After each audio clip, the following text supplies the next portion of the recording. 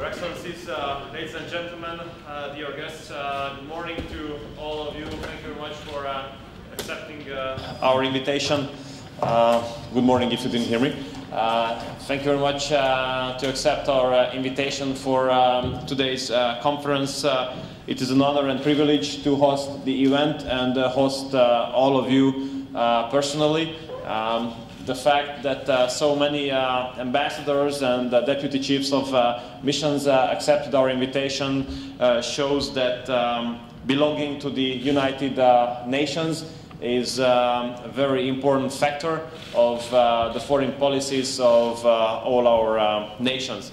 And if you put into consideration the profound and major changes and challenges that we experience every day in the world, we need to have at least one sure point that is in common and which we can rely to all the time. That's why it's very important for us that the occasion of a conference of belonging to the United Nations has such an audience here. First of all, I would like to emphasize that the changes we have been experiencing nowadays in the world regarding economy, defense, politics, or even, unfortunately, natural catastrophes, that shows that all of our countries have been facing enormous challenges.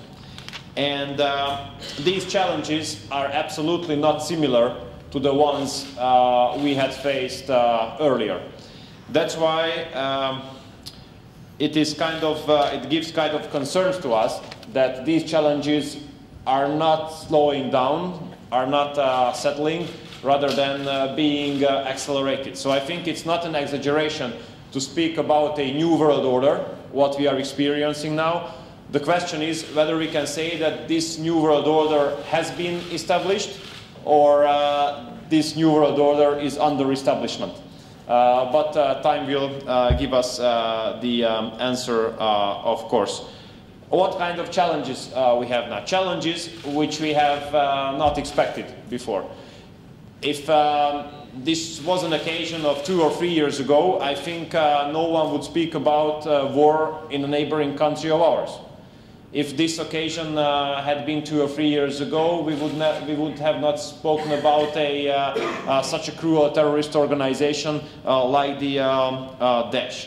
Or if that was an occasion 2 or 3 years ago, that time we would not have spoken about Ebola at the extension that we have to speak now. So these challenges are enormous, and these challenges are absolutely not similar to those ones that we had experienced before. I have collected 7 of these issues here, which we have to address together, which we have to address on the level of international community. First of all, we are facing Daesh, Islamic State. I just rather use expression Daesh because actually this terrorist organization has nothing to do with the religion, with the Muslim religion. Just misusing the name. But Daesh is imposing a threat on the whole civilized world. I think we can say that without any exaggeration. Maybe people in Europe were not totally aware of the threat which is imposed on us until the events happened in Paris and in Copenhagen. But I think that after the events in Paris and Copenhagen, we just don't have to speak too much to convince anyone that Daesh imposes an everyday threat on the life of European people and on the whole civilized world, actually. That's why I think that it is an obligation of all of ours belonging to this community to fight against Daesh and fight against the cruelty of this terrorist organization. And we can see that activists or participants or members of Daesh kill people without any selection. No selection regarding nationality, age, sex, anything, religion. They kill anyone. They are so cruel and they impose such a threat on the whole world. That's why it is our firm belief that we have to fight against Daesh, and we have to increase the fight from time to time. That's why Hungarian Parliament has decided in favor of sending 150 troops to Iraq, to the Kurdish region, to Iraqi Kurdistan, to fight, to contribute to the success of the fight against Daesh. The first soldiers of ours will arrive in Iraqi Kurdistan in the beginning of May, and until at the end of May, and by the end of August we will have the whole contingent at place. Now we are in negotiations with the Italians and with the United States in order to have final decision about the accommodation of our soldiers there. Number two is the terroristic organizations as such. As we see that there are terrorist organizations who would like to follow the sad example of Islamic State. We see the brutal killings in Africa. We see terrorist organizations in Africa wanting to come into an alliance with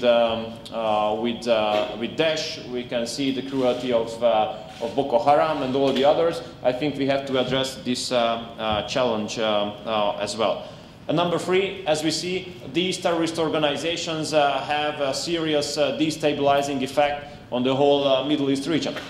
The Middle East peace process and the stability of Middle East is a very important interest of whole Europe and the whole civilized world. That's why it is our firm belief and commitment that with any instruments we have to help to establish stability in the Middle East region. And number four, you see Europe is has been experiencing now a pressure of migration, which we have not done, we have not experienced so far. Now we have the pressure from the Mediterranean, we have the pressure through the Western Balkans. We have to address this situation as well, and if you allow me, I would come back to this a little bit later. Like number five, we see the war in Ukraine, in a neighboring country of ours. For us, the only acceptable solution is a peaceful solution. We would like to see all sides of the conflict to implement all decisions of the Minsk agreement. We think this is the only way to a peaceful solution if all the decisions of Minsk agreement is being implemented. We see the natural catastrophes going on. These natural catastrophes require an international solidarity and unification of our efforts. Here we have some very good examples and nice examples about how nations can cooperate together in order to help those ones who are in need. We have cooperated with a number of countries on the evacuation and helping the reconstruction and rescue works in Nepal just recently. Or the seventh example I can list here is a disease of Ebola, which again we have to face and address together, and it requires unified efforts from our perspective as well.